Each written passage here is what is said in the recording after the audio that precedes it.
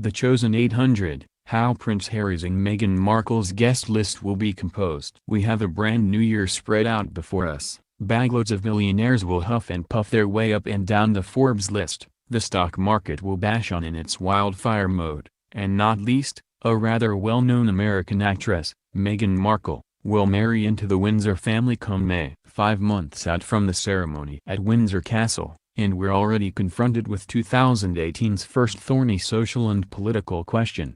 No, this has nothing to do with Meghan Markle's endlessly speculated upon dress, shoes, or family, nor is it the question of how the Markles are going to be mixing it up with their new in-laws, nor is it the question of whether, or how, Meghan Markle has been accepted by the royal family. In fact, it's not a question about Meghan Markle at all, although it will affect her, and she just might be given a voice in it. Let's just say this question is set on the larger stage, and is currently being sweated by the courtiers and government officials who will be in charge of parsing the possible ricochets that the issue will bring, since we are talking about the British monarchy, and a wedding of global reach, with a viewing audience likely to top 1 billion.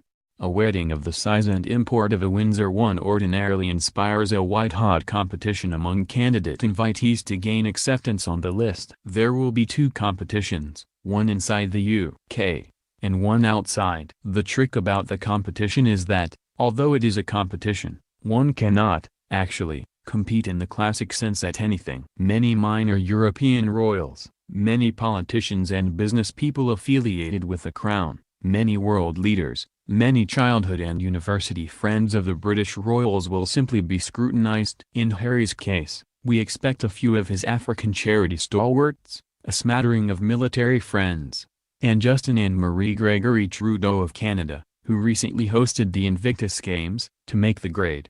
Aside from the approved by Meghan parts of the Markle family, the list of invitees from the United States promises to be rather a scanty one. Boiled down to its most concise Hamlet dilemma form, and with apologies for mangling a former president's family name into a verb, the question about the composition of the American side of the guest list goes like this.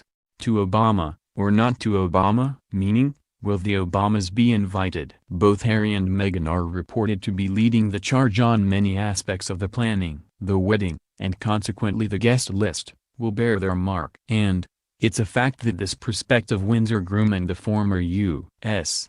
president are in a budding bromance. How could they not be? Any frame of the hundreds of photographs taken at last summer's Invictus Games in Toronto, as Obama and Harry chatted it up at the wheelchair basketball game, tells the tale. These are men who are comfortable with each other. For starters, they share a love of doing good, and, obviously, also, a love of strong, activist life partners. For the moment, then, we'll reckon that the Obamas are automatically on the list. Now let's imagine what happens when Harry and Meghan come to another pair of prospective guests as they hone their list, Donald and Melania Trump. We have a hard time seeing Ms. Markle as a gung-ho Trump Republican or Breitbart reader, but let's further assume that the Crown, alone, if not also the Prime Minister and the government, will want whatever occupant of the Oval Office at the affair. And, isn't this sort of society wedding, televised for millions, just this president's cup of tea? It certainly seems as if a British royal wedding is the sort of affair at which he might like to see himself, if only that evening in the breathless coverage on Fox News. Unfortunately, the sitting U.S.